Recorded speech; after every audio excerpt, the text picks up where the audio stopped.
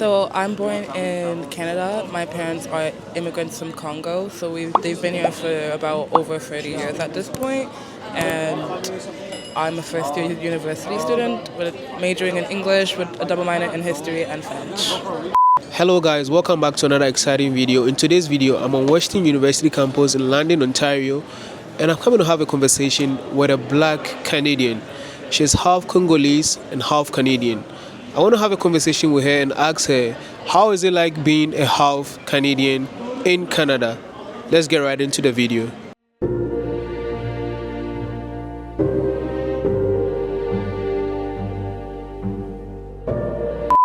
Hello, my name is Albert. What's your name? Daniela. Daniela. Okay, so I'm Ghanaian. I was born in Ghana. Can you tell me a bit about yourself? So I'm born in Canada. My parents are immigrants from Congo, so they've been here for about over 30 years at this point. And I'm a first year university student with majoring in English with a double minor in history and French.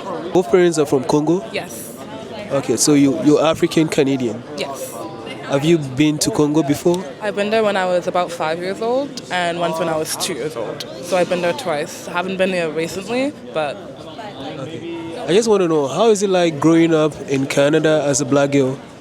It was a bit hard, I would say, because obviously some people had some prejudice against me. A lot of the times when I'd wear braids or just cultural hairstyles or clothing or like bring cultural food to school, I'd definitely get picked on a lot. Some people would just say some unnecessary comments, so that was definitely hard. But it was tolerable because back in my high school and elementary, I was still surrounded by a lot of people of color versus now at university, it's a predominantly white university, so that's been a bit hard to adjust to because I am from the GTA, so I was raised with a lot of POCs. Like I was very diversity was really a huge thing in my life. So even though I knew that Western was a white predominant school, like it was definitely a cultural shock and something that I had to get used to. But for me, the thing that made it easier was looking for resources or activities where black people are predominant. So, for example, I'd go to a lot of the BSA events because it's a black club and just go to the activities they'd plan. I tried to befriend people. There's a lot of typically they'll make group chats on social media with any black person who's willing to join. Just you can make a community. So a lot of people in that group chat ended up being my closest friends. I tried to talk to a bunch of people in residence, and then through my black friends in residence, I made more. So just surrounding myself with people who remind me of home and stuff. Yeah, but knowing very well that Western University is white dominated, why didn't you choose any of the schools in the GTA where you can mingle with blacks the more, but you chose here? So essentially for me, for one, my sister goes here, so that was one of the bonus points. And two, I did my faculty here, my program. They offer a good program here for English, and they do have a teachers college here, so that interested me. And I really liked the campus as a whole. So despite knowing that it would be a hard culture shock and a huge transition, it was still my education goes above my comfort. So I will put myself in an uncomfortable position to further my career and to further my education. Wow, interesting. Okay, so you've lived in the GTA all your life, right?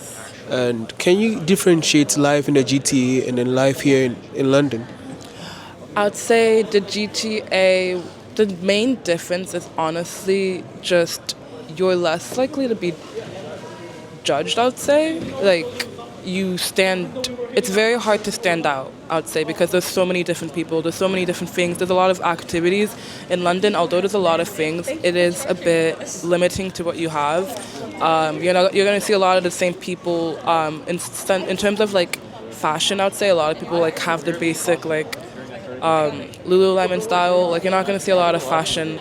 Although some people do have really good fashion here, you're more prone to seeing that in the GTA, I would say. And again, obviously, it's more diverse over there, so I think it's just that. And because of the lack of diversity here, there's a lot of racism, a lot of microaggressions. That's something that's huge. You'll hear a lot of slurs as well because people are just uneducated. So that's the main difference, I would say.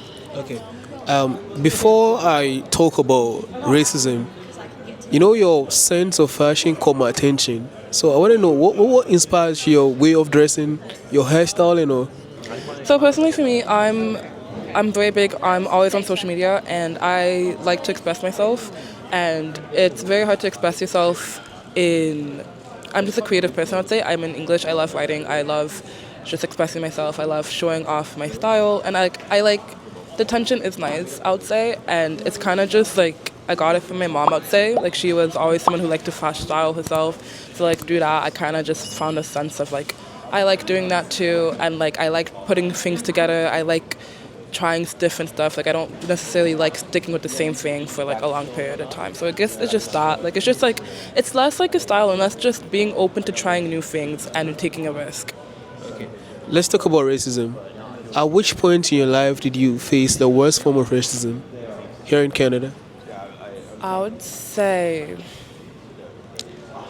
honestly, it was probably in elementary because it's like the worst part about it is that it wasn't like it was intentional racism. It was like, and it was just we're kids, like we're like between like the ages of like 4 and like 12. So like obviously like a lot of people like were just repeating what we're hearing out like outside, and like it was just really hard for me because like sometimes your braids would fall out and then like I'd get like judged, I'd get like laughed at, and like I was known as like the ugly person. But like looking back, it wasn't because I was ugly, it was just because I looked different, and like there were very few black people in my elementary school.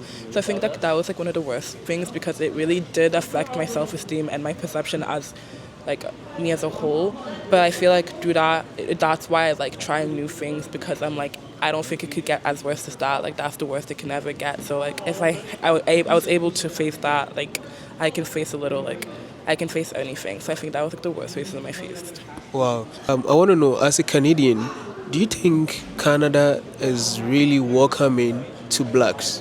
Do you think blacks are thriving in Canada? Compared to America, I would definitely say so. I would say they have better systems in hand for us. Obviously, there's room for improvement.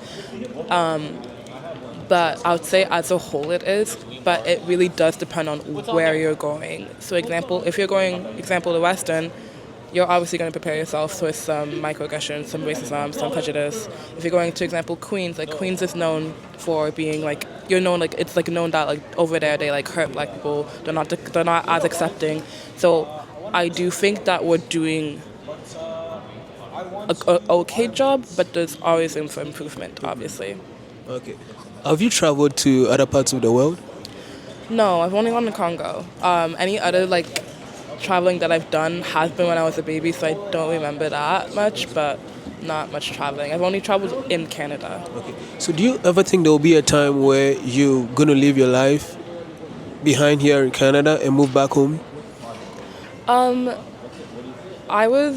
It's always a possibility for me. I'm still deciding. I'm not really planning that far ahead. For now, I'm just trying to like finish off my education. But it's definitely an ideal that I'm open to doing.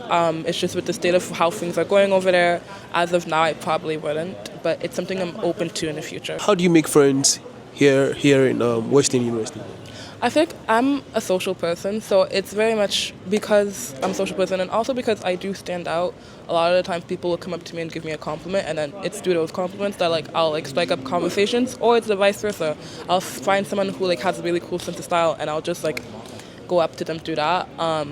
During first year, I think it's really easy to make friends because you're given so many opportunities to meet people. So like it's just about like going up to them, talking to them, like maybe sometimes asking for directions, and then you just like make conversation and be like, oh, like actually we really like your hair, like where'd you get it, like who does your hair, like a lot of friends I've made, it's because they're asking me where I get my hair done.